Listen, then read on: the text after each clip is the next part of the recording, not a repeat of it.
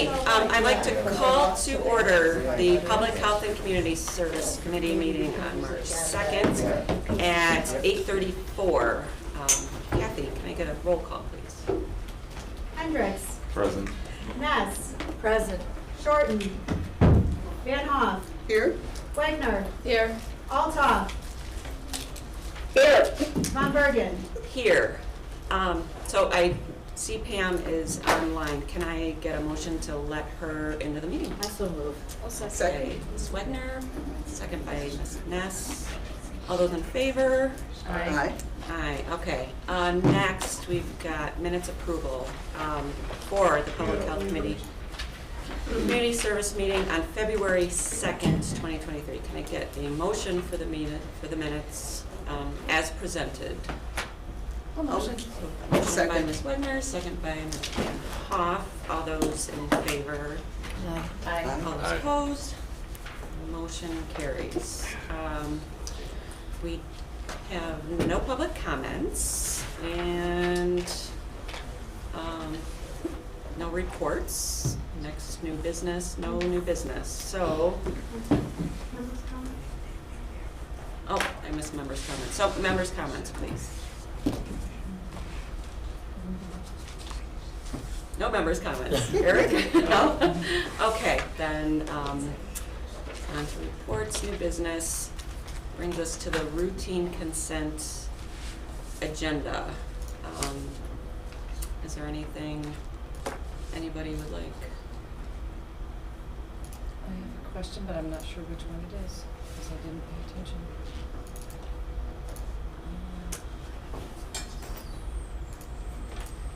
Sorry. It was the first one, I think. Yes, 7-1. 7. Okay. And I have to abstain from 2 of them, actually. Maybe I you can want to answer pull that those for you. also then? Which one are we pulling? 7-1. And then the CDBG one, too. Sorry, I was supposed to write, oh, and 7-2. I need to pull both. 7-1, 7-2. Okay, any others? Okay, then can I get a motion then to approve the routine consent agenda with the exception of 7-1 and 7-2? I'll make a motion. Okay. I'll second. Okay. Ms. Van Hoff and Mr. Harris. All those in favor? Aye. Those against? Okay. Tracy, did any of those have to be accounted? Resolution, Yes. actually 7-3, and actually 7-5, Should be a voice vote. or 7-3 Or and a 5. roll call. Okay. All right, we'll do a roll call then. Ms. Ness. Yes. Van Hoff. Yes. Hendricks. Yes. Wagner. Yes. Altoff. Yes. Von Bergen. Yes. Thank you. Okay. So we'll start with 7-1.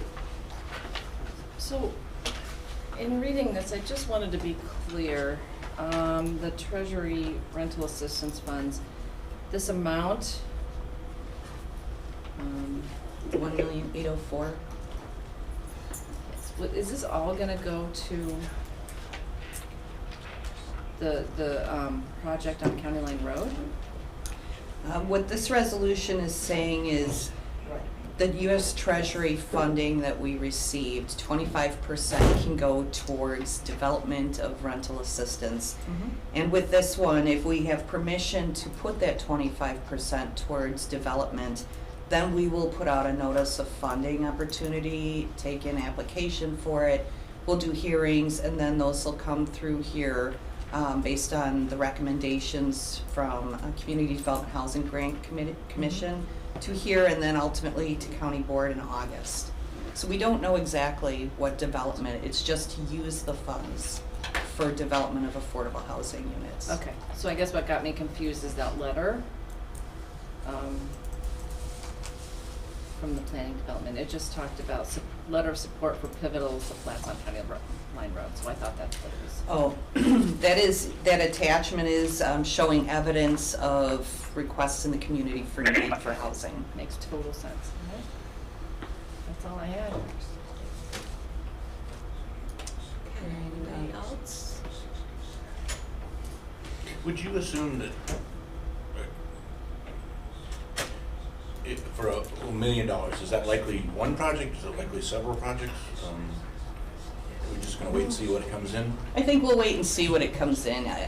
It could be a part of a larger development and be one project. It could be something smaller, and perhaps a large chunk goes to maybe something 10 units, 6 units. It's a crapshoot at this point. I'm really not sure who will apply for the funding, but we'll put the notice out. There's lots of developers interested in, for instance, our home grant funding. And there could be any number of entities that want to use the funding.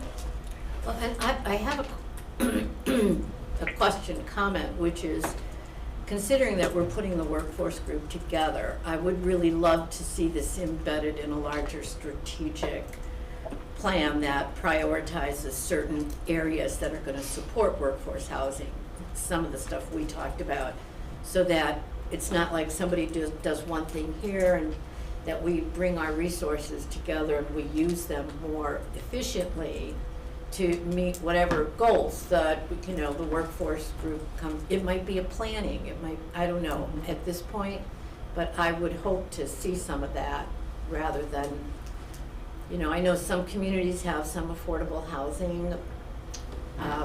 We talked about cohesiveness of language and how we talk about this moving forward, so, but yeah. Mhm. I think we can put out the notice with priority to certain strategic areas. That's Great. not unheard of. That would be, we can do that and easily achieve some of those same goals. Okay. Sure. Thanks, Dave. What's your anticipated timeline? I think it's gonna depend on the projects themselves. I think we would want to spend the money expeditiously, of course, but we have some time with it yet. And it's really going to depend on if that developer has other funding sources they're trying, for instance, for tax credits or something to that nature. So I can't say for certain on there, but I think we could vet that out a little bit better once we get to the notice part. Yeah, This and is at more the just a direction. Housing Authority board on Monday, they also talked about expanding the supply of housing for people who are stuck on these, you know, they're stuck, they're working, stuck, can't get off the list. So I think, you know, it sounds like there's conversations happening in 3 or 4 different places here, which, Yep, I would say so. thanks, Faith. Mhm. One other question. Is this part of the money that was, I know Hans gave a presentation to the Community Foundation. Is this part of that money? Or do you know if that was something? I can't say for sure what his presentation content was Okay. about. It might have been. Thanks. Is this the money that's running out in June? No, No. okay. Mysteries. There's lots of funding sources, yeah. Okay, any other questions? Seeing none, we need a roll call? I need a motion in a second. I'll make the Okay. motion. Second.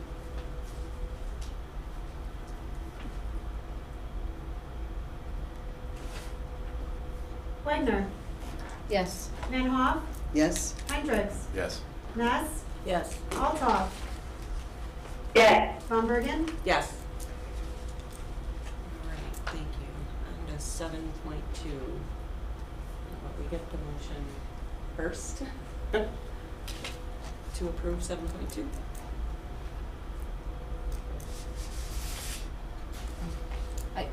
I have to abstain, so I can. I'll make a I can motion. that. Okay, Okay, approve Ms. 7.2. Ness makes a motion, I'll second. Ms. Van Hoff seconds.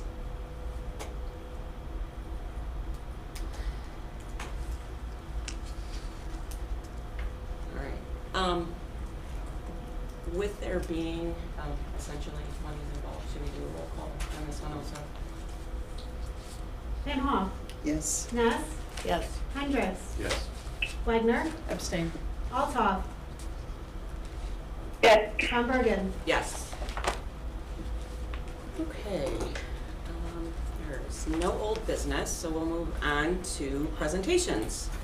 We have the Pioneer Homeless Shelter update.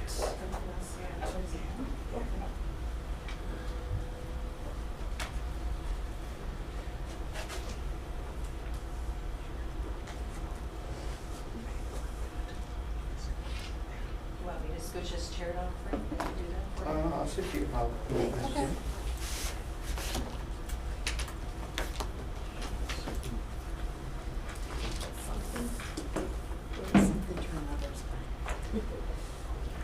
Hi, thank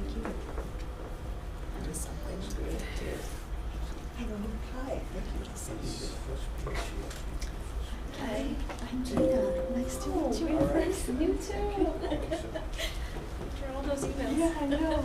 I'm so good.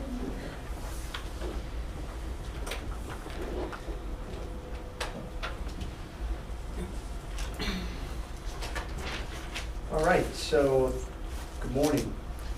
Thank you for having us. My name is Frank Samuel. I'm the CEO for Pioneer Center. I'm here with, Gina Zink.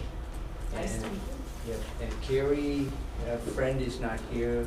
We just finished the last phase of our construction on the shelter in January, so much needed break for her. She's taken a few days off. But it's great to be here. We have a little presentation, 10, 15 minutes. We can walk you through some of the things we do at the shelter. Maybe it'll help clarify and answer some of the questions you have. You may have some questions. I look at it as a partnership with the county, with the state. Without y'all, we wouldn't have built the shelter, so we appreciate that. And we've come a long way, so I think it's a opportunity for us to partner. Homelessness is a complex problem. It's not easy. If we did find a way to solve it, we would have solved it in the United States. Worldwide, it's a problem. In the US, over 500,000 people are homeless. And it's tough because of a lot of variables. So shelter is one way to manage some of that, but there are other ways to address it as well. So hopefully we can talk and continue the partnership and help answer some of your questions and clarify those. So Gina is going to do presentation. Okay, so that's our agenda for today. We're hoping that we can go over the pad shelter, our history and our story, kind of go over what the goal is and what we provide, a little bit about our capacity increase, what the barriers are to shelter, a little bit of intake data and our processes, and helping beyond the shelter, what we think might move the needle forward, right, which is our goal as a COC, which we're a part of as well. And then getting real. You know, we know that there's real questions out there, and we want to be very transparent and make sure that the questions are addressed and answered, so as best that we can today. So fire them at us. Next slide. So, yeah, I just want to cover the shelter history. We've been running a shelter since, 2006. It was not a 24/7 shelter because we had church sites helping us on the weekend, so it was not a 24/7. So we've come a long way. In 2019, Chapel and Pioneer Center signed an agreement to provide homeless shelter. They reached out to us and said, you guys are the experts on it, so run it for us. We'll give you the space. So that's what happened. In 2020, we finished, amidst COVID, we finished the build out, which was the, the men's, women's, and the day room. We completed all of that. And then in 2022, we completed the commercial kitchen and started providing meals in November 2021. And in 2023, recently in January, we completed phase 3, which added the family room, offices, the floors, all that. So it's a fully functional shelter. The point I want to make is our reference to 24/7 shelter is we provide 24/7 care to our residents. It is not a walk-in where anybody can walk in. It's not a 7-Eleven concept. So there is maybe some misconception that 24/7 means that anyone can walk in. It is not. It is 24/7 care for a resident who are qualified to be in the shelter. So that might be a misconception. I want to bring that out there. And then it is a 70-bed shelter. We projected out. When we designed the shelter, it was before COVID. It was before COVID. So it is a 70-bed shelter. With COVID, we had to constrain our capacity. And CDC might now say you can have people in without mask and all that, but it's a congregate setting. They tell us you have to be careful because it's a transient population. You can't risk the entire population by having a COVID outbreak. And our 70-bed capacity is, when you look at our hotel voucher program, that is added capacity that people forget that we have. So I just want to clarify those 2 points. And lastly, I want to thank the county, mental health board, the state, the donors for their contribution and support. It costs us over $2.5 billion to build the shelter. So without your help, we couldn't have done it. So thank you so much.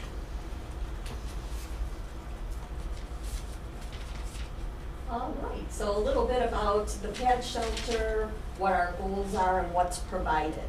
So it's program-based. The program is set up based around 120 days. So in 120 days, our goal is to help people get rehoused, both individuals and families. Now, what I want to say about the 120 days is it's a moving target. That's our goal. Sometimes we have to adjust those goals, and we know that. But if somebody's working really hard and they're close, you're not asked to leave at 120 days. We're going to keep with you. We're going to extend your time out, but kind of keep working on those goals to get you rehoused.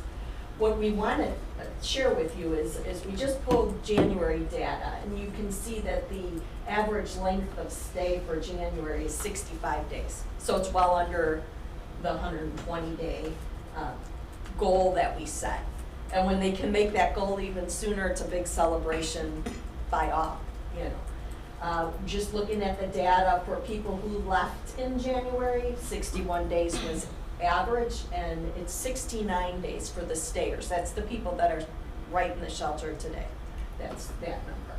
So the program serves McHenry County men, women, and children. We're the only shelter that accepts absolutely everybody, all demographics, all genders are served. There's no exceptions to that. As far as residency, what I want to say about that is some exceptions are made with regard to residency. I'll give you just one example. We had a family of 11 that were from Lake County. They were literally homeless. They had nowhere to go. Lake County couldn't help them. They just didn't have the space. We took them in. We got the family rehoused. We addressed all 11 folks in the family, all their needs, made sure we got them all the resources they need, and we were successful in getting them housed. So that was an exception that we made. They weren't necessarily residents, but we really felt like they needed the intervention, so we took that on. So on occasion, there are exceptions made to residency. What I want to tell you, though, is all the other areas, shelters, if you go to Lake County, Kane, they all have the same residency requirement. So if McHenry folks go to Lake County, they're going to be rerouted back to McHenry. So we all have the same sort of residency requirement. And why is that? So many of the programs are funded and they're there to serve McHenry County residents. And you're gonna get your best service in the county you're from. So that is why we have the residency requirements. We try to stick by them on occasion when there's, you know, an extreme situation, we will change that. Okay. So what we provide, the picture there is a picture of our actual sleeping room. I think that's the men's dorm for sure. And you get a bed, a locker, chef prepared healthy meals. Our chef is amazing. You should see some of the meals she puts out of that kitchen. Delicious. Laundry facilities, private showers and restrooms. The showers are nicer than at my home. They're like water closets, very private. Case management. The case managers are caring, devoted people who want to see everyone under their care succeed. Transportation services for all those necessary trips for those without a car and they need to get to court or a doctor. We have a transportation, a bus. I have a picture later in the slides.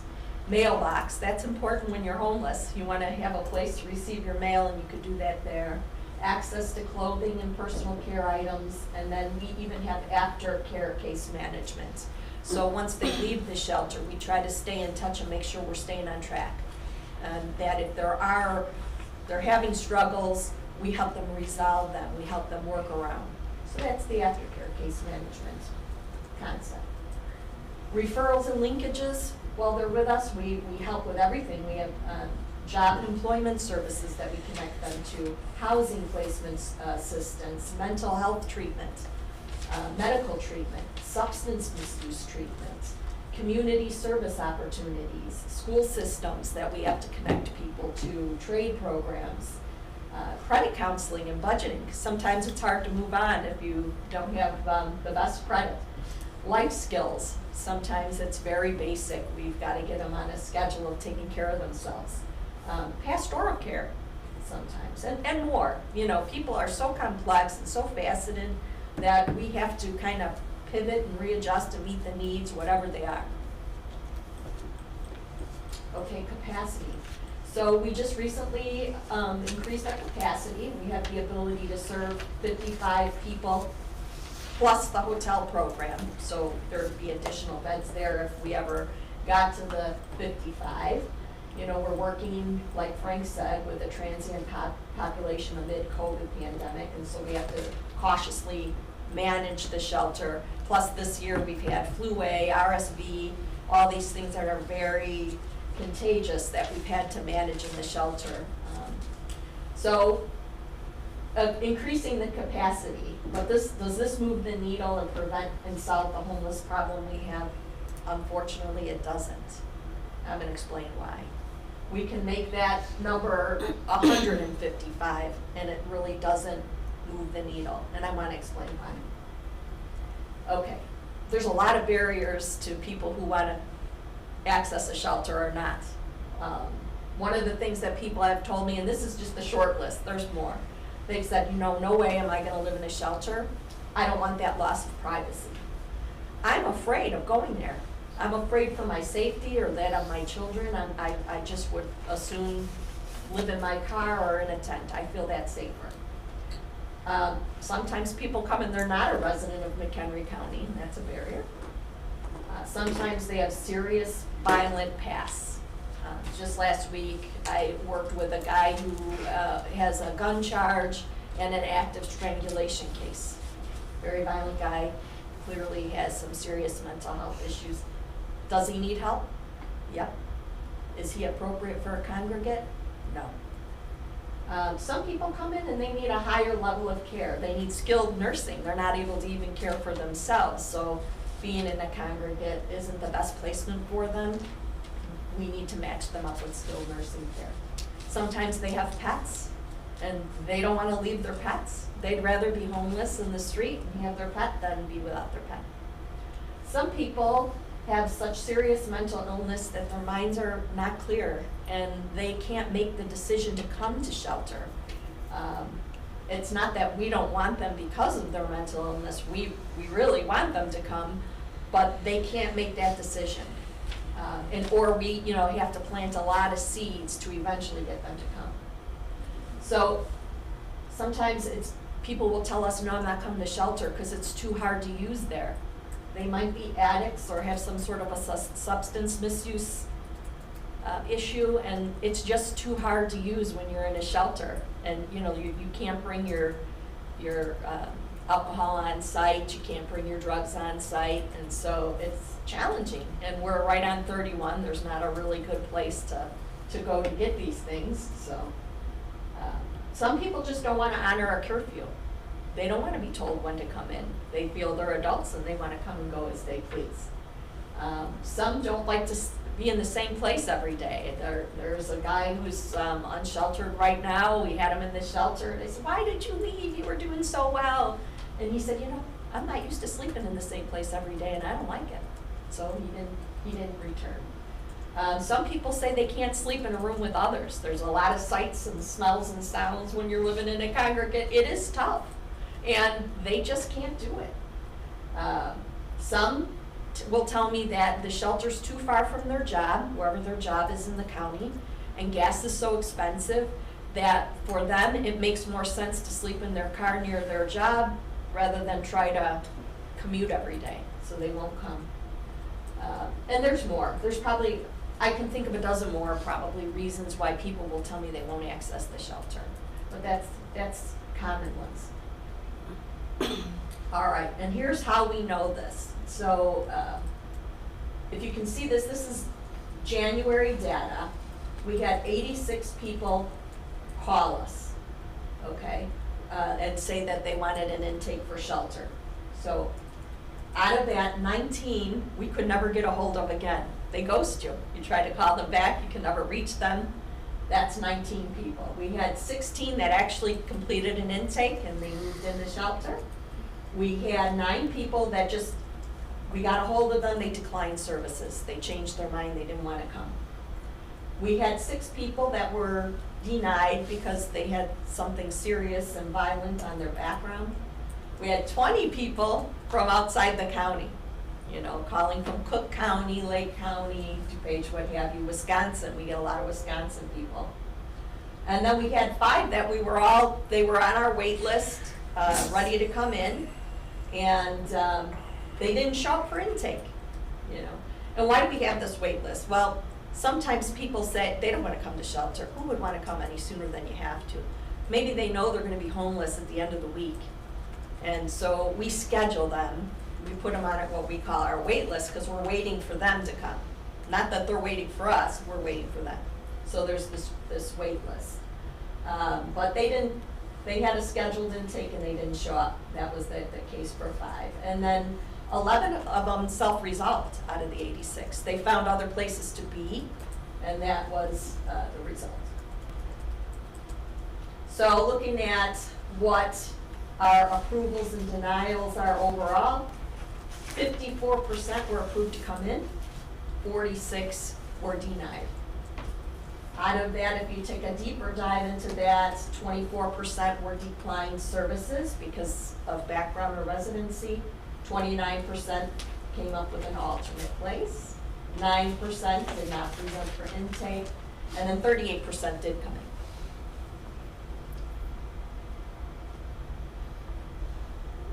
All right, and this is a dive on what our intakes look like for the month of January.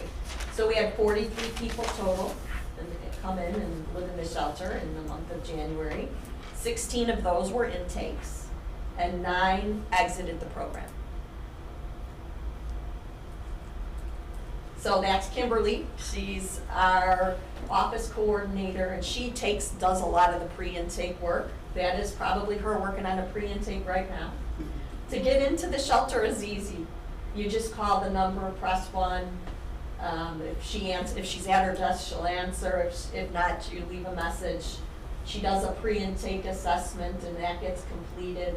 We verify residency, check the background, and then an intake is scheduled. Or if we can't go forward with the intake, we provide other resources to where they can get help. We make it our mission to never have somebody without any resources. We always, always, always give resources. So what else do we provide at Pioneer? We have Community Resource Day. It's outreach, that Willow Creek Church that we participate in weekly. I was actually one of the co-founders of that program in my work with Built for Zero as the system improvement lead. I was tasked with figuring out what our outreach team looks like in the county. And I had all the outreach folks from the county together in a call, and I said, what can we do? What's one thing everybody, what's the highest level need we have? And they said a shower. And I said, we should be able to solve for this. So we put our heads together and we came up with what was Empower Shower. And what really surprised us is once we got the shower, we said, well, we should see if other agencies want to join too. Maybe they'd like to help us. Every agency said yes. No one declined the opportunity to serve. And today it's Community Resource Day. Yes, the focus is the unsheltered population, but we have a lot of people on the fringes that come there for other services, connections, so we're doing a lot of diversion work there too. And just kind of helping people out who can make it, but maybe they can't afford the laundromat, or they can make it, but they can't afford haircuts too. There's just things that we are able to provide and connect them to, resources with the charitable organizations and such to help make life easier for those who need that kind of assistance. And then what else do we have? We have a hotel program. Next slide. Yeah. So the hotel program, the overarching hotel program is short-term immediate shelter. It serves people in emergency crisis situations. We cooperate with every agency in the county. A way out might call me and say, Gina, I have a person, he's homeless, he wants to get clean and sober, but I can't get him in a bed for 3 days. There's no detox beds available. We'd put that person in a hotel for sure, you know. So we cooperate with police, hospitals. It provides medical respite. We talked about how at the shelter sometimes people will come down with something that's, you know, contagious. We don't want to infect the whole group, so we isolate them in the hotel, let them respite and get well, and then they can return to the shelter. I also had a situation recently, you might have read in the paper about the couple that was camping and another gentleman beat them with a skateboard. The one gentleman almost to death. Well, when they had their stitches removed and they were still a mess, we put them in the hotel program to respite a couple days because they were really sore after going through all of that. So they're unsheltered, but needed a little help, and we were there for them. It wasn't cold necessarily, it was just a merciful thing to do. It's overflow for the shelter, and it's also for those awaiting permanent shelter or program. Sometimes people will call and they're like, I have an apartment. I had to leave where I was, I need 5 days. I can get into my apartment the first of the month. Sure, we'll use the hotel program for that. Lots of times if they have pets or kids, it's just an easier transition to go and have, you know, like vacation in the hotel and then go to their permanent housing. Then the program within the program, and that's very well supported by this community, and I just love that we're able to help with this, is extreme cold weather. That is for our unsheltered homeless that we have in the county, most of them chronic, but not all. And when the temperature drops down to 15 degrees at night, we open up this program. They call me and tell me that they need a room, and we make those arrangements. That's pretty well how the program works. We've had a couple stints this year where they were like 11 days each, where it was just that cold. So now getting real, we've heard comments like people can't access the hotel until 10 p.m. We don't accept people with co-occurring conditions. The staff is not trained. Once you're thrown out of the shelter, that's it. We don't practice harm reduction, and you can never get back in if you're discharged from PADS. All those are false, but let me walk through and explain why you're hearing some of this or what the perceptions are. At the end, we'll have time for a question and answer. When there's a homeless person and they're out at a shopping center at Christmas and it's 10 o'clock, I was so happy to hear this remark because it showed me a couple positive things. One, they knew about the program and they knew how to access it. Yay. They're there till 10 o'clock because a lot of them panhandle, especially around the holidays and especially when it's cold. They're in the shopping malls, not because I tell them they can't come in till 10. They're out there because that's how they make money. And around the holidays, I know of homeless folks who tell me they make enough for 2 months hotel stays. So they kind of pocket that money and use it during the winter. And so that's why they're saying they can't come in till 10. Look, I'm an old lady. I don't want to be up at 11 o'clock at night making hotel reservations. I would never do that. If I can get them in early and know that they're safe and in their room and can go to bed, great. So, that is just why they might say something like that. I want to tell you, most of the people who come to PADS are co-occurring. They have either mental health, physical health, mental health, and substance use. Most are co-occurring. They don't all self-report at entry, but as we work and get to know them, we learn that the majority, not all, but the majority do have co-occurring conditions that we're trying to help them with throughout. Staff is not trained. We go through extensive training. I made a little list just to kind of give you an idea of some of the trainings, and not all, that Pioneer people go through. And it's CPR, HIPAA, CPI, bloodborne pathogens, harm reduction. The list goes on and on. I think I've probably got 83 trainings under my belt, and I've only been with Pioneer for 3 years. And what I want to tell you is that outside of that, I also attend National Alliance to End Homeless. I'm involved with SHPA, Built for Zero. I attend HUD trainings and work with TAs, statewide COC. There's just so many different trainings that we have to have.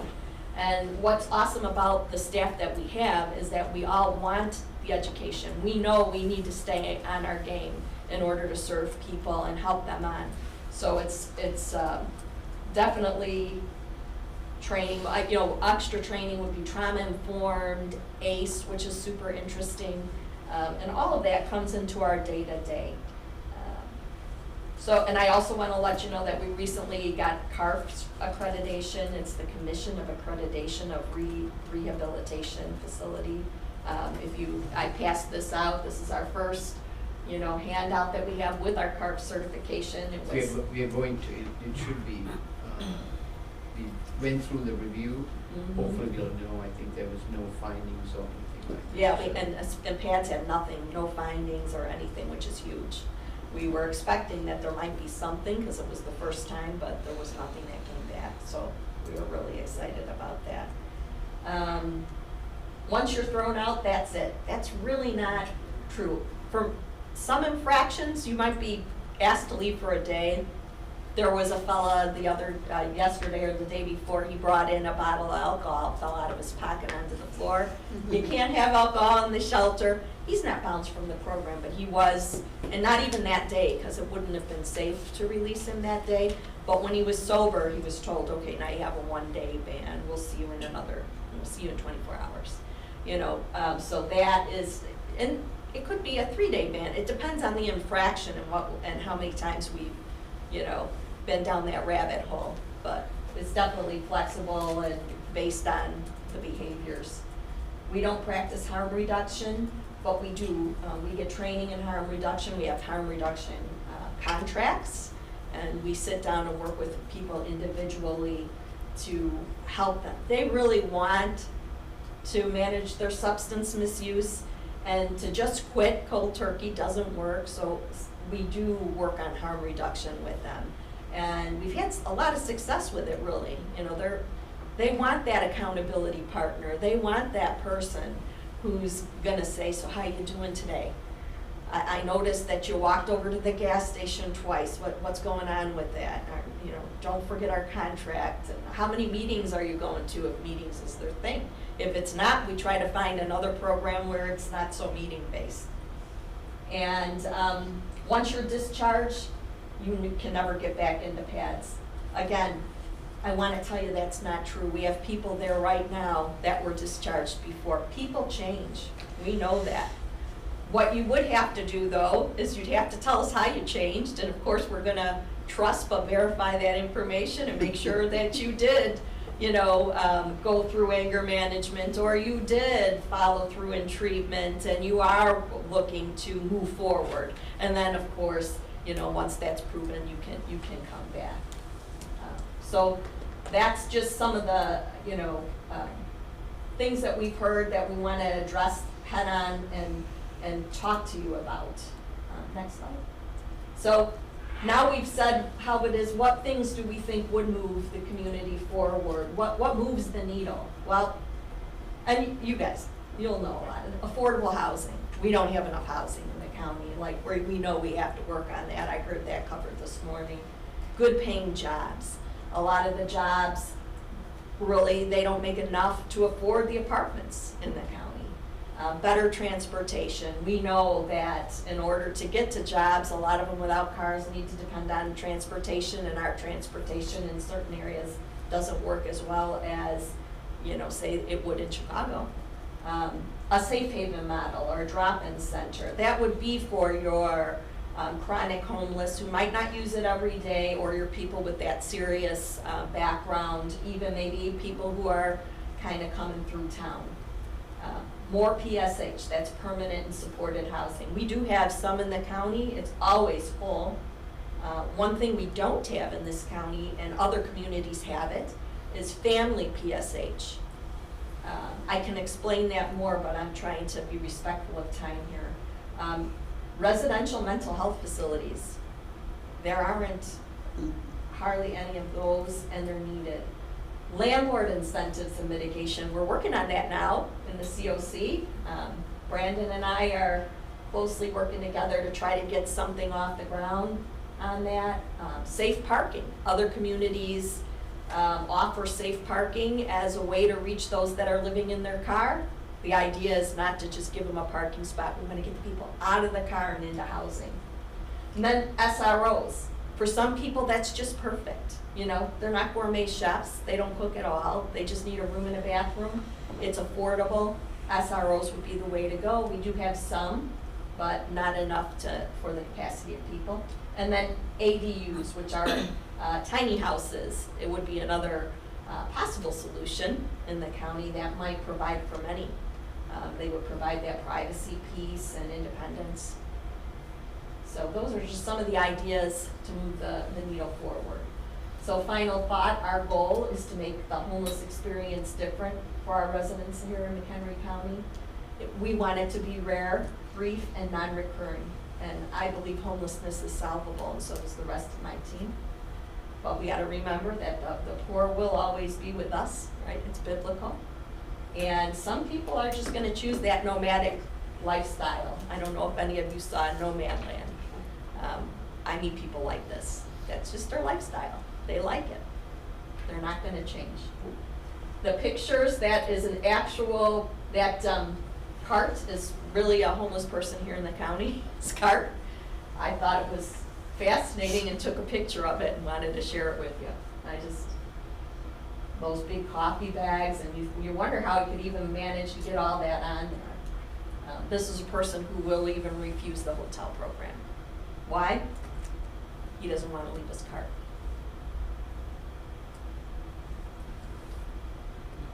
Next slide. So I want to thank you all for your attention and your staying with me through this. This is our staff. A couple people are missing, but that's everyone. We've got a shelter support David, that's Kurt, our driver. Kimberly, you saw in another picture, our office coordinator. That's me, when my hair's curly. That's Chris, Carrie, Kim, Chef Cindy, Patty, she's our new shelter manager, Becky, case manager, and Amanda, homeless and runaway youth case manager. She also attends community resource day with me consistently on Fridays. Questions and answers? Yes? Yeah, thank you. First of all, thank you so much for what you do. Thank It you. really does make a difference. And I've had a couple of incidents with homelessness. At my church, we have a program, Compassion for Campers. So Yes. that's really on our radar. Yes. But one of the, I just want to just say how pleased I was with the two encounters that I had with Pioneer. So one incident was a young woman, teenager, who knew my stepdaughter, and she was very, very proactive. She got permission from me to stay with us. And then she contacted your agency and told your agency that I have a place that I can stay. And that worked out really well for us because there was some chaos in the family, and I did not want her to stay there without the mother's consent. You know, I didn't want to be accused of kidnapping a child. And so you guys came in and you handled that in a very professional way. So I'm very pleased about that. And the second encounter was that got a call from a friend that said, I know you're involved with Compassion for Campus. There's someone here who is bunking out at Jewel in that little area out there where the carts are. And we need to put her up in a hotel room. And I'll stay here until you get there. So we got there, questioned her, and I know what you're dealing with because a lot of times you don't get the whole story. So this particular individual did not give us the whole story. We didn't find out until later that she had been at PADS. She violated a rule, and I think she was given a time that she could come back. So we didn't know all of that. We just knew that she needed, it was in the middle of winter. Right. So we paid for a hotel for her for 2 nights, and I contacted PADS, so that's another thing I wanted to tell you. Your attention to HIPAA was excellent, excellent. It was just, it was excellent because whoever I talked to said, Gloria, I cannot discuss her situation with you. And I said, okay, I know that, I respect that. I deal with HIPAA, you know where I work, and I said, but I just want to make sure that you know about this person and that she knows what it is she's supposed to do. And whoever I talked to says, we know who you're talking about. She knows exactly what she's supposed to do. So that gave me a really, a lot of peace. So the other thing I just wanted to ask you is, you mentioned that people with serious criminal histories will not be allowed. Do you do a background check similar to what you would do? Okay. Yes, absolutely. We And do so a background check. That's how we Is it the Word. same that, Yeah. what would be required from IDPH, where you go on to the various websites and you check the sex background and all of that? Exactly. Okay, And wonderful. we do that for the hotel program too, Mhm. because, you know, I'm putting very vulnerable, sometimes women and children in the hotel. Mhm. I don't want to put a sex offender next door. Okay. And recently, just maybe a month ago, I had somebody, I said, so I'm gonna check your background. Well, Eric, okay? I said, so I'll be calling you back. I just need to run your, is there anything I should know about? No. He said, I have very clean background, nothing. He had an active case. He was a child sex offender. And so, you know, of course, I wasn't able to help him. Mhm. Now, do I think people like that need help? Absolutely. But we don't, this is not the program for that, you know. So, I mean, do I wanna still help him, and did I? Yeah. I gave him other resources. He didn't like those resources. But I did provide them. And I also invited him to meet me on Friday, and we tried to talk through some of this stuff, and, you know, well, I'll work with you, you know. So I do wanna help even people who've made some serious mistakes. We don't wanna see people in this, if they're in the street then, and they're violent, that's probably not good for any of us either, right? So we wanna connect them, and we wanna work with them, but we can't necessarily bring them into a congregate or put them in, you know, where they can potentially harm someone. And then just one other thing, you mentioned that the program is really for McHenry County, men, women, and children. All But you do- demographics. Yeah, but sometimes you said there may be some special circumstances where you make an exception. And in this county, in this instance that you mentioned, it was someone from Lake County.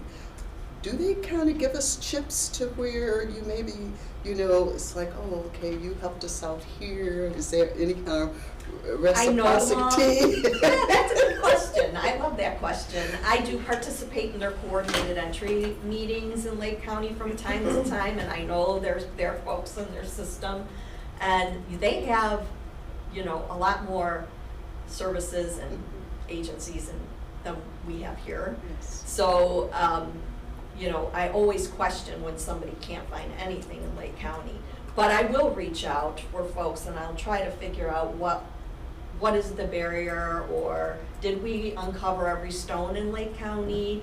And, you know, generally there's more to the story, you know, and they can't tell me either, so they'll tell me some general story and I have to put the dots together.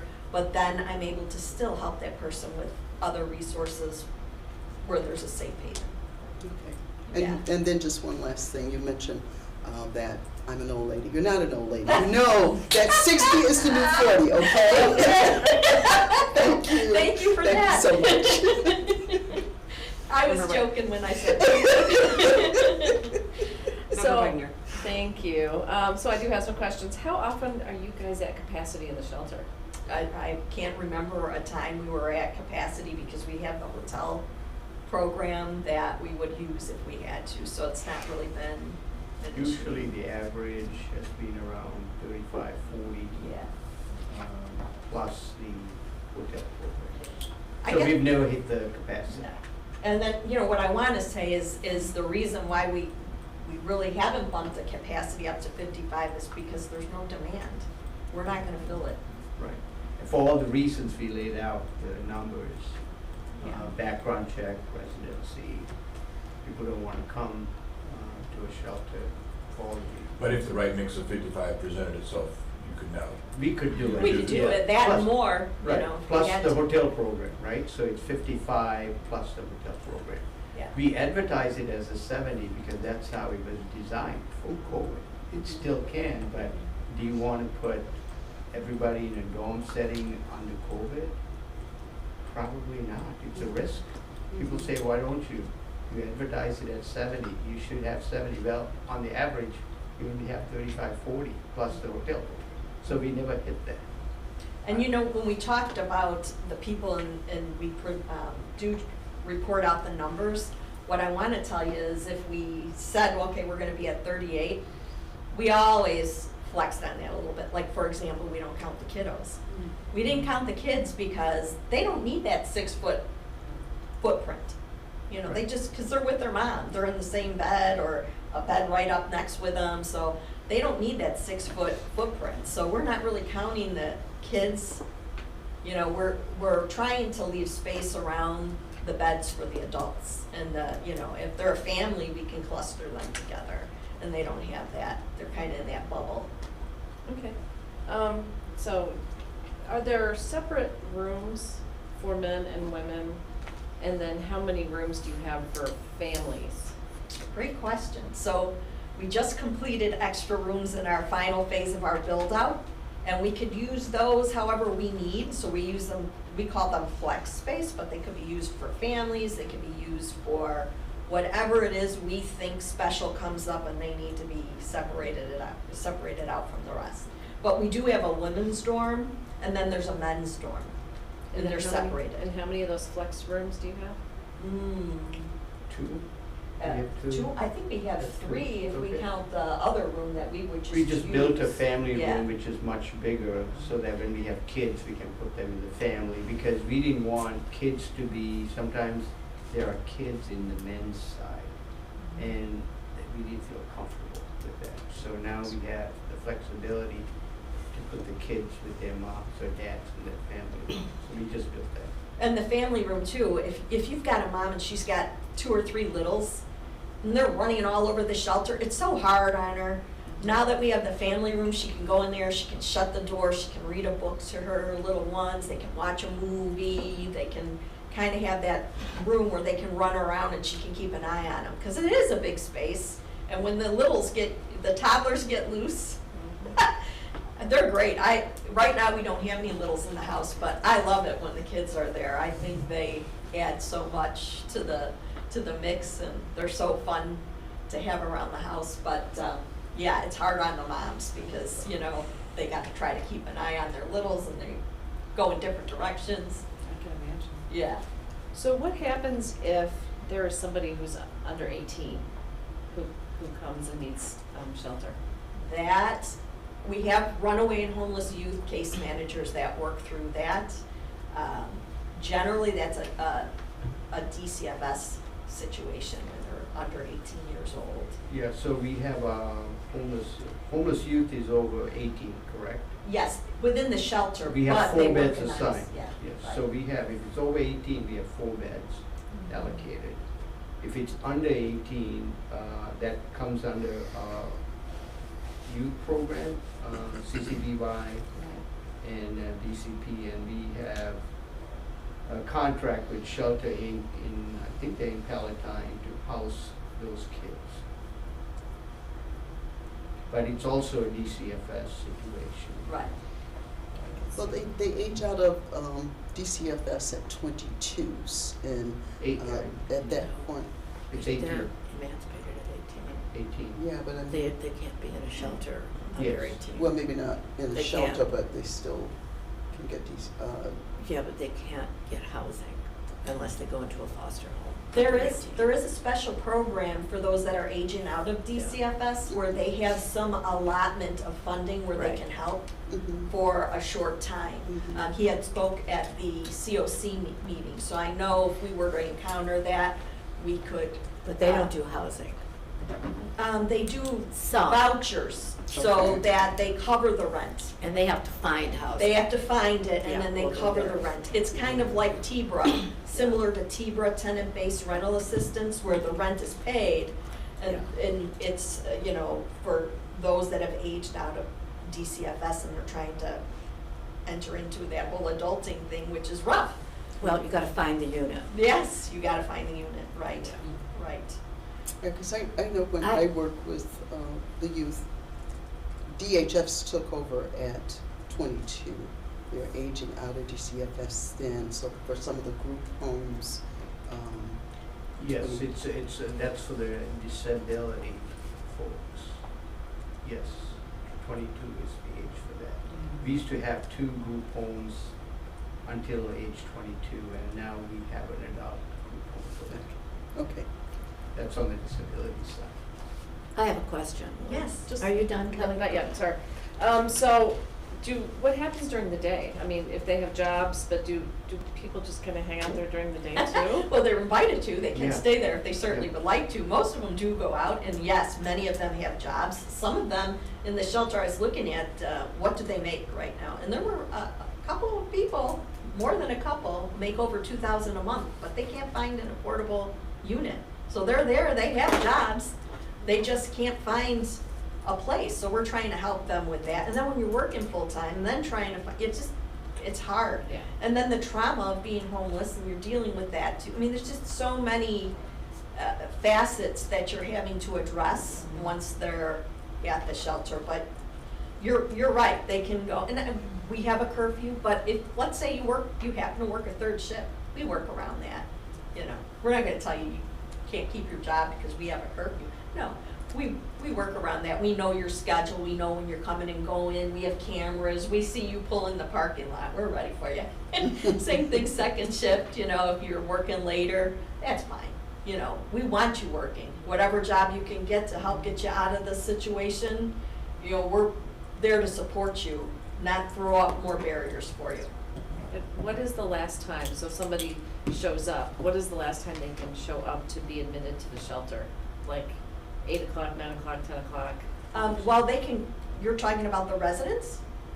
Yeah, No. just any, if somebody's homeless and they need She's the talking shelter for about the night. non-residents. Oh, non-residents, Non-residents. they're not residents Oh, of the right, shelter. right, sorry. Okay, so, as I said, there's a process. Uh-huh. We have them do an intake first, we have to check background, we check residency. So we prefer they don't just show up at the door, because what are they gonna do?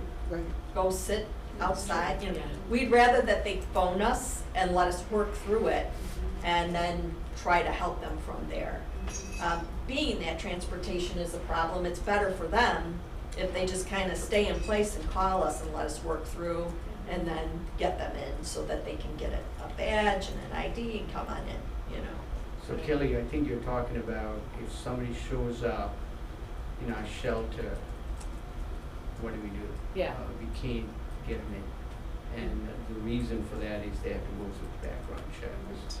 Why? I can't risk staff and clients, cannot. The liability, the cost to do that, that's a whole separate program, I guess. But Yeah. I can tell you there's many times I'll get those calls at night and they're like, Gina, what are you doing? We had this poor lady, she showed up and she's got nowhere, and, you know, we ran a little mini background on her, and from what we can tell right away, there's nothing major. Could we help her with a hotel? And we'll do that. you So know. we are flexible in those Yeah, cases. yeah. In those situations, if we know somebody's really, you know, desperate and they're there, and what can we do? I mean, we'll pivot and we'll kind of try to meet them where they're at. Other agencies will do the same. Turning Point called me not that long ago, and they had somebody just dumped on their front, and you know, you think that's a private location, but she was dumped there, and they're like, what can we do? She was intoxicated. I mean, they couldn't bring her in, but we couldn't leave her out either. So they had contacted me, and, you know, we checked. She didn't have anything, you know, very violent in her background. She was just having a hard time. So we put her up overnight in the hotel, so tomorrow she can kind of work on what her next steps are gonna be. Seemed like it was a family dispute, and they had enough of her and just dumped her. So, I mean, this is where we work with other agencies and one another to try to meet the needs. So that's kind of how that works. Most people don't just show up. Most people do call for the intake, or they reach out through the COC website, and, you know, they put in a submission, and then I usually call them back, and, you know, or they call coordinated entry, and then I kind of start the intake process for them. Pass it on to Kimberly to do her thing, and the case managers from there. Thank you. Yeah. Yeah. So essentially, the county and the mental health board invested $2.5 million to start up a shelter Plus that, donors, private donors and support. well, it's half full. It's not fully It's utilized. 40 plus on Yeah, the but average. still, it's not full. Yes. For whatever reason, Right. it's Yes. not full. That's a lot of money. And I guess I'm curious, when you decided to build the shelter with this kind of money, why you didn't look at a Housing First SRO model, which would have solved some of the problems that keep people out of the shelter. I mean, it's a research-driven, data-driven, successful model for significantly reducing homelessness in communities. And that is a substantial amount of money. And was it discussed out there doing something different than a shelter? I am not a proponent of shelters. And so I feel like if we're going to invest money in something, it should be a more long-term solution to ending that. And that is a significant amount of money. And how many years ago did this start? So did you talk about looking at Housing First, permanent supportive housing SRO units? No, so I think we had a shelter, so we wanted to make it a 24/7 shelter. But you didn't have a shelter when this stopped, because I was at that first conversation. 16 years ago? Yes. We did have a shelter. Well, no, this was before PADS transitioned to you, and you were just talking about it. I went to one of your community meetings and said, have you thought about an SRO, Housing First Harm Reduction Model? And it just kind of like, there was not an interest. Yeah, I don't know, I mean, that may be before my time, Yeah. but I would say that shelters still provide a huge it's a huge part of the model. Well, it is because it doesn't make the community responsible. Shelters are not good spaces for people. I worked up in Rockford. I'm completely familiar with the population of people that you are serving that are difficult. And so some of the language I hear disturbs me. I just want to say that because I have talked to people that can't get back in to the your program that have been For a good reason, right? For a good well, but reason. they're on the street, so they're in the community on the street. Could it be they're telling you that? You know what? I mean, I'm pretty savvy, and so either we shelter and we have a harm reduction model, and I do hear what you're saying in a congregate setting, which is why shelters don't often work for people that are chronically living in a state of being unhoused with co-occurring conditions. Yep. They cannot manage a congregate setting. I agree with that. Yeah, and So, so yes, shelters I agree with that. sometimes present the illusion, I'm just gonna say, Yeah. and $2.5 million is a lot of money to me to build. And I'm not saying you're not doing good work and not making a difference. But from the condition of unhoused at a shelter that hasn't been fully capacitated in years, I wonder if that's just the best use of our money.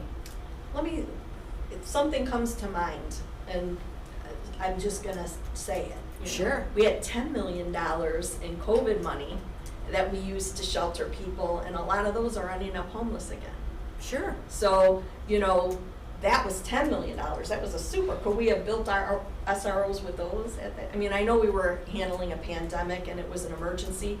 Hindsight is always interesting, and do I think we need more SROs? I agree with you. Yes. But That's one part of the things, model, that's part of right? what we need to do to Yeah, move it's this part of the community model. forward. Are congregates good for some? Yeah, it works for the masses that Yeah, we're. but I think the question, I think the thing that I've heard, and I do have a bias, I'm gonna be really clear about that, is this networking that we do, I was at the Housing Authority on Monday, they don't have housing, they just removed their homeless preference because they can't get people from the bottom of their list back up to the top. So you're gonna have less access to permanent housing, rental assistance, because they can't move anybody that has been on that list for 3.5 years into the housing continuum. That's gonna be an issue for Absolutely is people an issue. coming out of the shelter. Absolutely, that's why we need more affordable housing, and that's why the one slide, I don't wanna just tell you what the problems are, I wanna tell you what I think we need, and I agree with you. We need other things in the community besides the shelter. That model doesn't work for everybody. Well, I It was appreciate never your really meant to serve everyone from the beginning. They were pretty transparent about, because I've been around working in the homeless system in this county for 20 years. I was a site manager for one of the church sites back when they had church sites.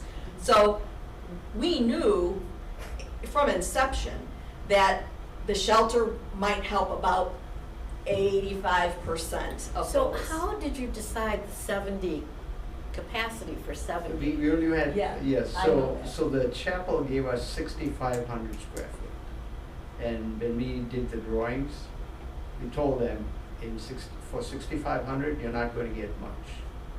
And so we went back to them and said, we really want 50 to 70 beds, and so we got them to give us 10,500 square feet. And where the data came from, why that number, is they took all the church sites, we would all fill out registers as people came in. They took all this data, and then they took what they had at the shelter that was in Woodstock, and they kind of merged that data together, and it looked like if we had 70, that would accommodate plus with more to spare, it would accommodate what we would see, and have room to spare. So that's how they arrived at that 70 number at that time. Faith, could I ask you a question? Maybe you can't answer it.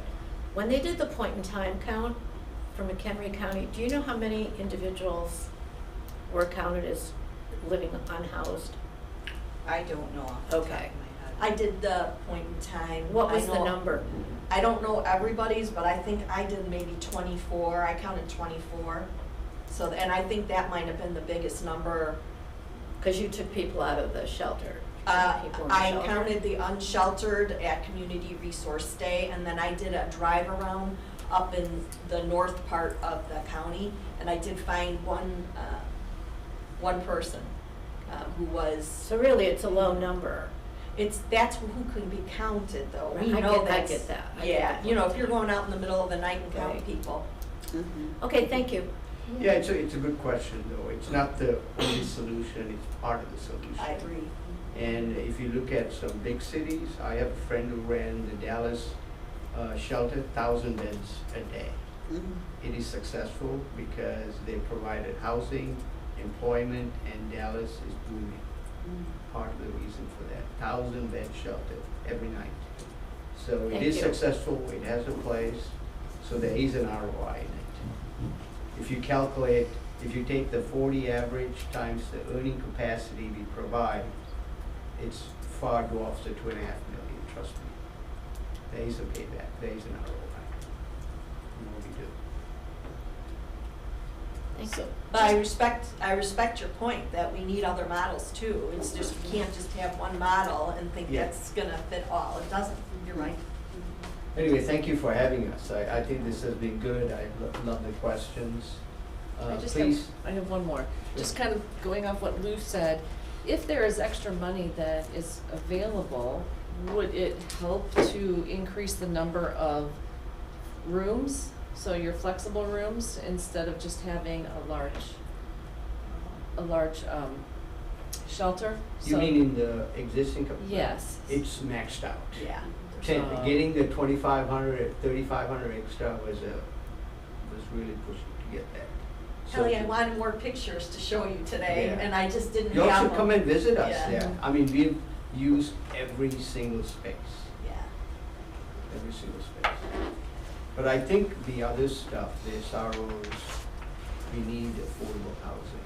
Mhm. I think those are, I So we think that's part of the definitely do. model. Thank you. Well, thank you Thank for you. coming Please in. Thank send us you. any more questions, certainly Yeah. through Peter, they'll Certainly. glad to answer those. Absolutely. Thank you for all your Yeah, questions too. thank you so much. This was a Very, good talk. very nice, very nice. And I appreciate the candor. I do. That's how we're gonna sell things.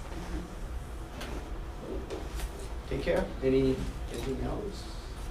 No? Done? Thank you. so much. Okay, so next we have discussion. First up for discussion is my selection for senior No, I service. think we have to do grant. did you want the workforce? That's Oh, wait, after. I'm so sorry. That's okay. Excuse That's me. okay. I had 3 people reach out to kind of let me know their interest in being on the Senior Service Grant Commission. And for the reason of there being an appearance of a conflict of interest, I asked Chairman Bueller to choose someone other than myself to be chair. With that being said, that left me now 2 people who were interested. And so I really would like to recommend Eric Hendricks to be on this commission. I appreciate Member Ness reaching out and letting me know that she was also interested. But I think with you heading up the workforce housing task force, I think you're in a good spot, and I wanted to give Eric the opportunity. So I also really appreciate you emailing your concerns. I appreciate the heads up with that and letting me know. The previous bylaws were set that everyone on PHCS was on Senior Service Grant Commission. I think the change to choose one from transportation, one from finance, and one from PHCS it essentially was brought up because Member Meshes wanted to continue to be on the Senior Service Grant Commission. And since she's not on PHCS anymore, you know, that would make it so she would not be able to. So kind of with that in mind, it was brought up that maybe, you know, we change the bylaws, and I think it was a good change. I think it makes sense to have someone, you know, from each committee. I'm assuming that she'll be chosen. She's on finance, so I'm assuming she'll be chosen. At least I hope she is. She was a great member, you know, and I really would like to still see her serve on that.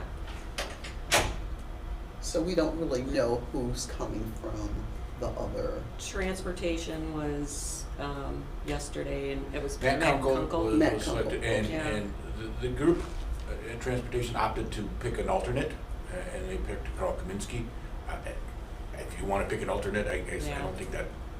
And I think ultimately, you know, we move forward a candidate, and Chairman Bueller essentially makes that final decision. And I don't know. So Peter, It's a little, What, that was our what's the purpose decision. of an alternate? I mean, what would that mean?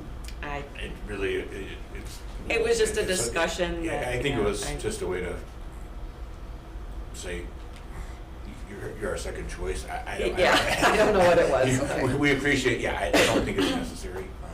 Your senior services, it's like 4 meetings, isn't it? yeah, 5 at the most, but I think this year will be 4 because we didn't have the February 24th one. So in the end, what would be the total number? Is it 7 for the representation?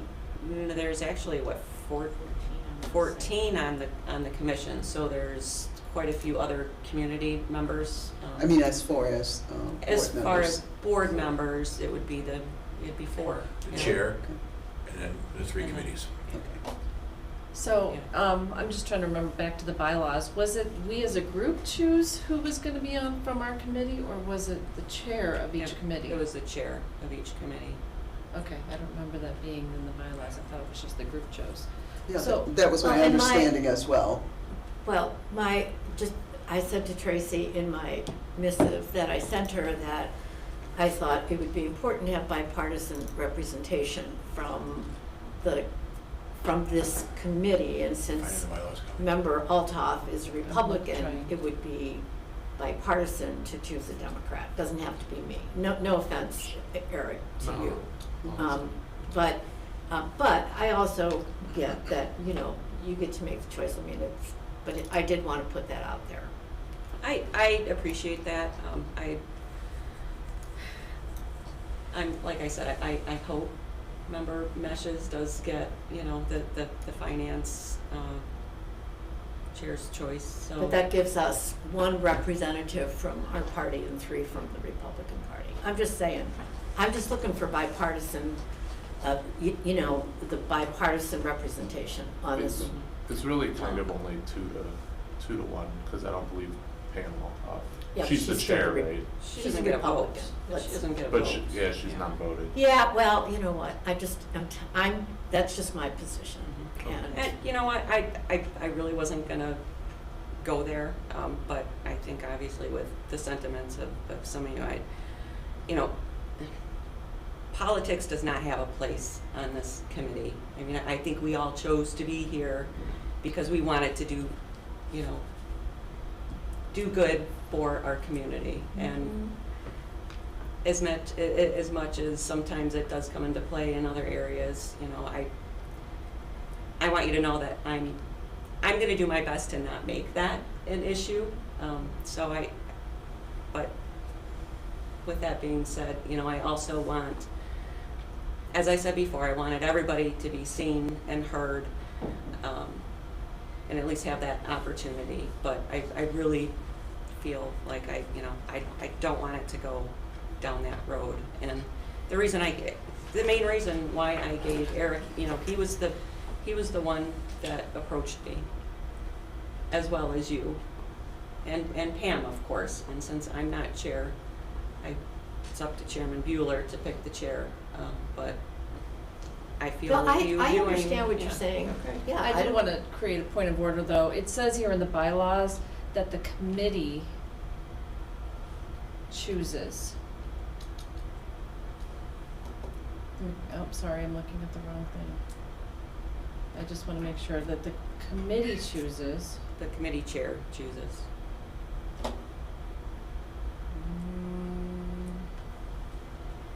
First meeting, transportation, public health committee. Okay, you're right, the chair of the committee shall designate. You are correct, I was looking at the wrong thing. Okay, Yeah, that's how I read it also. okay, yep, I was looking at a couple of paragraphs down further. I apologize.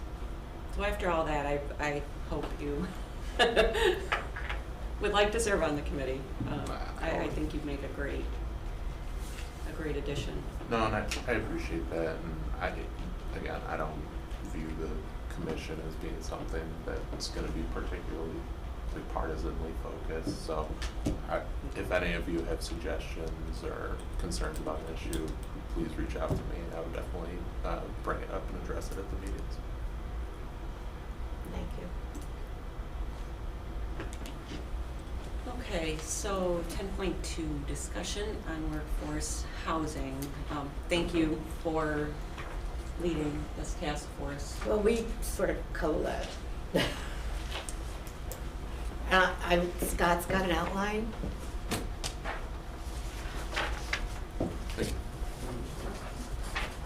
This is, I want to thank the staff for being such a great part of putting this. Now, do I talk about this now or does Scott? No. Our role is to tee it up for you, so. So this is everything we covered here. We talked about who would we like to see be a partner in this work group. It's a work group right now. So it's essentially creating the structure and targeting who those members are that will help us enroll other members in the community. We're looking at the strategic plan. This will be a part of the strategic plan presentation in our March meeting, correct? We're gonna talk about this. That's correct. I think we talked about, we covered a lot of ground and then narrowed it down, which was exactly what we wanted to do. We are bracketing workforce housing. We are not calling it affordable housing. We are calling it workforce housing, all of us on the work group. We're gonna look at, we haven't even looked at ideas for projects. We are just looking at people who can be on this committee that can be innovative and creative and be in action. So Pete explained the process to me. It will go to the strategic plan in March, then it'll come formally. Yeah. At your committee of the whole meeting in March, you're going to talk about the strategic plan, the review and the update that was conducted in January. It's going to come together. On that document, which you've already received, and you'll get another copy, you'll see that there are references to workforce housing as that has risen up to a proposed strategic plan goal.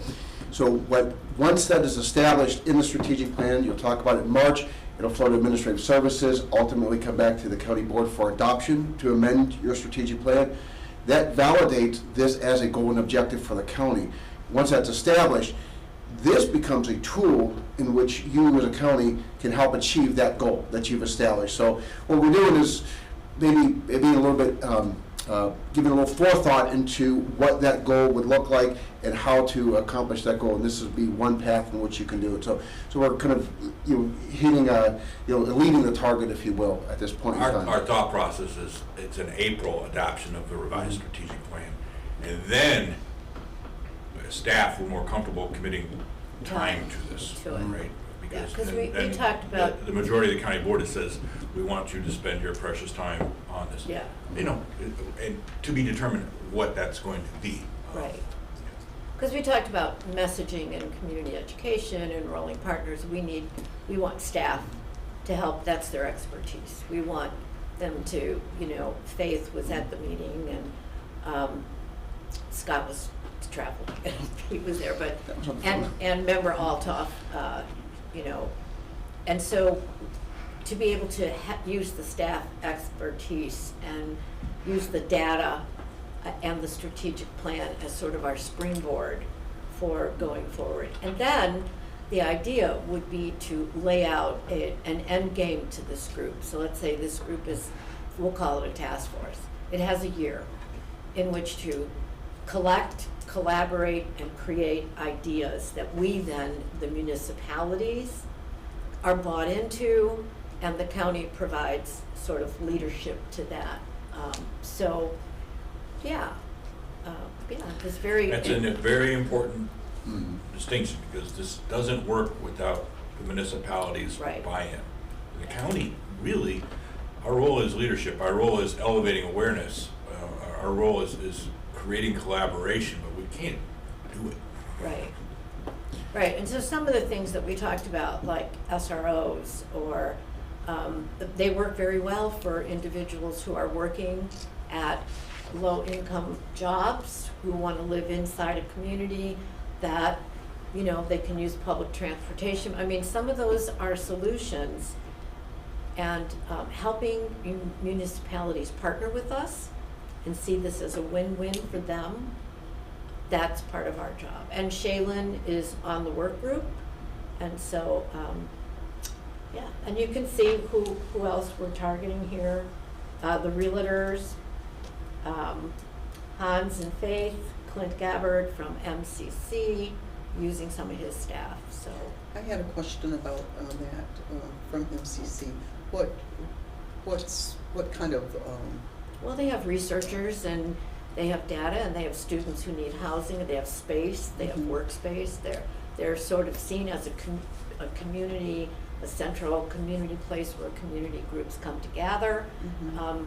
They're an educational so institution. what staff member, I mean, what, I don't know. you know, We like haven't maybe gotten- student services? No, Someone we from we student haven't even services, gotten or- that far. Okay. We would invite Clint Gabbard to the conversation. He would decide which staff member would best fit. We talked about the housing authority as you know, Kim would be a resource to us. She would not sit permanently, she's got her hands full, but she would come in as a subject matter expert on housing in the community, so we would be using some of our own knowledgeable people in our community.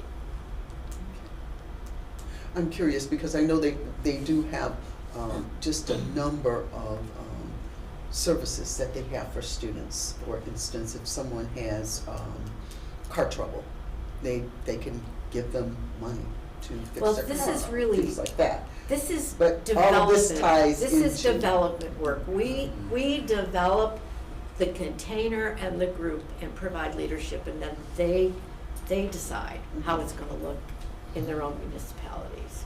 And, right, I mean, really, like, because we're not gonna build housing. That's- County's not gonna do that. You know, we might. Well, But I think as we always say with the strategic plan, you need to make sure it reflects what you can control. So this Yes. task force is an item of your strategic plan, assume it needs to be focusing in on what can the county control. I mean, you know, if the county wants to put up funding to build housing, you know, that obviously would be a policy decision. There's a lot of, you know, intricacy to that, but our municipal partners are going to be really on the front end to provide the development. But what can this task force do? This task force can help, as Lou pointed out, create the container of why workforce housing is necessary, what is the inventory, why is it important, what is the economic benefit of workforce housing within our community, can help establish that framework, and then that can be a springboard to help our municipal partners maybe carry on that work and understand why they need to ensure we have workforce housing within our Got a communities. message to Yep. the village boards. Yes. With, you know, yes. And the other thing is, even as I listened today, to Faith, the 25% for development, Pioneers talking about affordable housing, and they were talking about affordable housing Monday. There has to be a way to bring some of this together so that we create some continuity and look at what we have and where is the gap and where's the highest priority, how do we help people get there. That is kind of how I see this group moving forward. So and we keep the issue on the agenda. It doesn't fall off. It stays on the agenda and we talk about it. And you get updated at every public health meeting, you know what's going on. That will keep it alive, I think. That's my thought. Did I miss anything? No, I think we covered it. It's really just a framework. It's presented to you just for your consideration as far as a, next step. If you notice, this document reflects a May 2023 start date, and that is to coincide with the adoption of the strategic plan. So that would be the validation to move forward with this step. We'd certainly welcome your thoughts and input.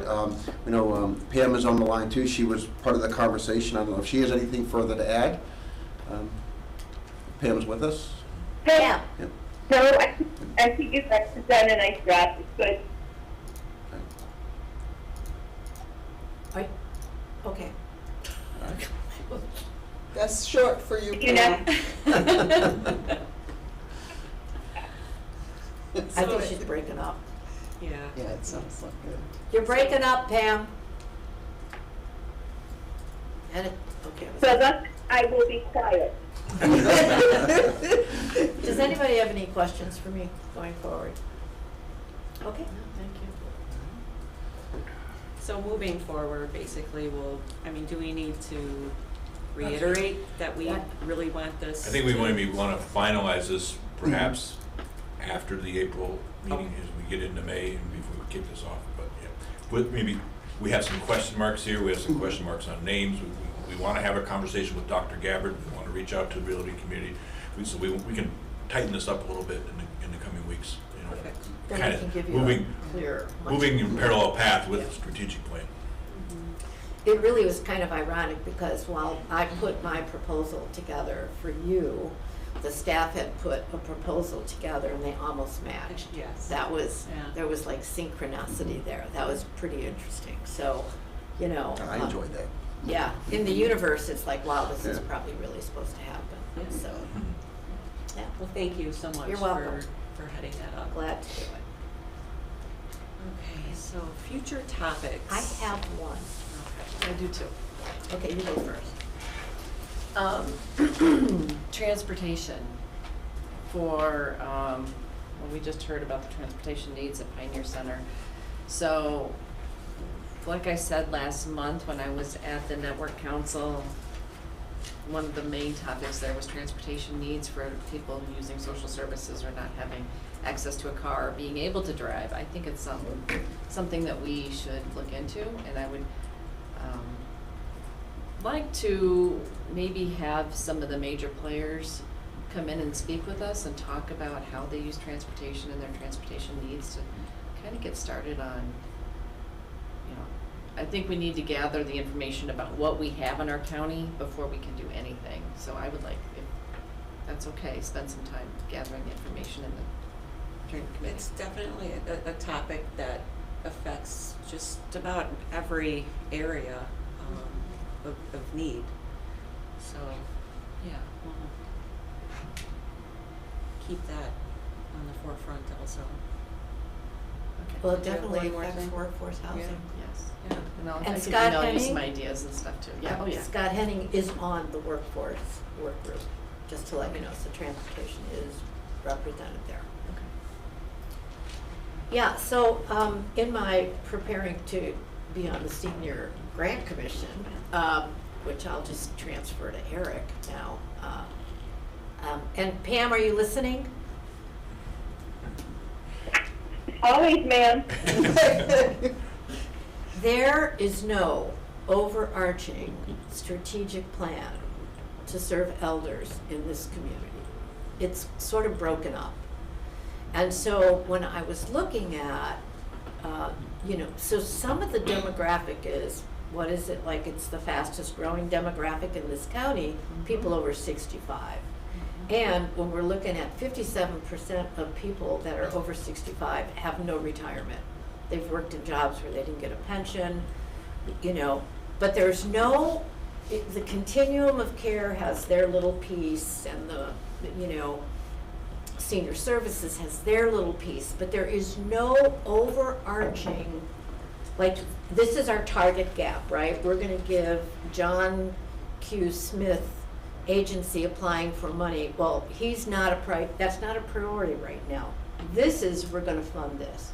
So I would love to see, and I don't know how we do this, but, you know, maybe through the continuum of care, I know they're doing their strategic plan right now. They pull the providers of all the people that are gonna apply for money, because and then the other thing I noticed, and Pam, correct me if I'm wrong, the same agencies get funded all the time. But there's no like, oh look, well, we're gonna modify because we have people living in rural McHenry County without internet, without transportation, we can't get to them. Maybe there's a rural project for people that are I don't know, I'm just making it up, but right now, there's no guiding plan collectively, you know what I'm saying? And so, I think that's a missing. So where does that go? Anybody got any ideas? Well, I know previously, you know, transportation is a huge component of the Senior Service Grant Commission. And, you know, really the mission and why, you know, the taxpayers wanted, you know, us to support this and was to keep seniors in their home, which transportation is pretty much the number one issue, you know, why some are unable to stay in their home. There is a strategic plan within the Senior Service Grant Commission that does address that, and I know. But is there a plan well, for continuity of? And it's been discussed, you know, how do you communicate, you know, what's available? And, you know, there are several groups that do apply for funding, that do offer transportation. But I do agree, it needs to be a little bit more. So I had a conversation with Tom Anarello, because I wanted to know what happened to indigent seniors who, you know, the beds are full at Valley High. And what kind of care do they get? And he said it's a huge gap in the county. And Mike, you know, when I read this data yesterday, I was like, so what happens when that person hits between 65 and 70 and they have no savings and they can't pay their rent, or they're medically compromised but they can't get into Valley High? And you know, so that's when I went looking for okay, what does the continuum of care for elder care look like? And I couldn't find a comprehensive plan from, you know, I'm very fortunate. I'm an elderly person. It's okay, I am elderly. I own it. And I'm pretty vital and vibrant, I'm healthy, and I'm physically capable of doing whatever, and I'm so grateful for that. But if I get sick, I have all these children I had, and they better take care of me. That's all I gotta say. So I'm pretty assured that no matter what happens in my life, I will be okay. The number of seniors that don't have that, they don't have that, they don't have community, and they don't have family, and they don't have retirement, and the growth, kind of like shocked me yesterday. I was shocked. I mean, What is that number? well, let me get it, and I'll email you Okay. some of the data, Eric, so you can have it, because I Okay. don't want to Email us. quote the source wrong. Would you email me too? Sure. Maybe even just the whole committee? Can I just Yeah. suggest email it to me? Sure. And then we distribute it. There you There we go. Yeah, well, Yes, I'll get it to Scott, and point. he'll get it to Thank you. everybody. Thank you. Okay. Get on the OMA flag. Yeah. Yes, I'm happy to do that. Okay. Thank you, that's it. I don't know how we move that needle forward, if you all got some ideas. Is it, and maybe this question's for Faith more, I mean, is that like an expansion of a piece of the continuum of care? Well, I thought Plan? so. But no. Okay. Yes, but no. And I think it deserves more. Okay. I think it deserves more digging. Okay. And we So don't. kind of a senior safety net somewhere Yeah, discussion. like how does about- this look and how does it work and then where do I go? So like for people that live in the condition of homelessness or being unhoused, they have a single point of entry that they call at the county now, right? Seniors don't have that. They don't have a, let me call senior services and they'll help me now, but that doesn't work because I tried calling them and that didn't work. And so if I'm an elderly person and I can't get help after I've made 2 or 3 calls, I just quit. Well, I quit anyway, but, so I, that might be a place to start the conversation, at the continuum of care, and I'm gonna go to their meeting. So I might ask, maybe I'll ask there, let's see. Pam, do you have any ideas? I think we need to focus in on the gathering first, just like we did with the, oh, you can hear me, I can hear the chatter. What did you say? Am I breaking up? Just a tiny bit, but we're not saying anything, so we'll be quiet. I just think we need to get data. Because people assumed everyone who lives in Springfield work, and I'm certain we'll figure out how people out there are needed these services, and then how do we create change again. Okay, Pam, stop talking. I'm getting every second word. You also have the chat Yes. available to you, Pam? Oh, yeah. Yeah. Or we could just talk later. Yeah. Yeah, we could. I think I got the gist, which yeah. was get data. Yeah, let's talk later, Pam. Okay. She's busy typing. Yes. Okay, that's it All for me. right, okay, I do have one thing. I spoke earlier with Mike Iwaniki and asked, he had brought up doing a presentation for the VAC and he did say he'd be available for the 30th, the March 30th meeting. So if we could So get him who's that? on. He's the member, he's the lead on the Veterans Assistance. Oh, Commission. okay. What's his name? And he was out of town Iwaniki. when we previously set it up, so. He was on there, he didn't show up. Oh, yeah, he was out of on town, the, so. he was on the agenda Yes. before, right? Yeah, Okay, yeah, and we so he didn't- did. and it was a long meeting, so I was really, I know. really happy that he was not available I at that I was meeting. okay, so, yeah, so we will I'm glad have he's him. making the offer. Yes, yeah, so he's Cross our coming fingers in. and he'll show up. So, that's all I have for future topics. I don't think we have any reason for executive sessions, so is there a motion to adjourn? I move with you. Motion by member Ness, second by Swagner. All in favor? Aye. Aye.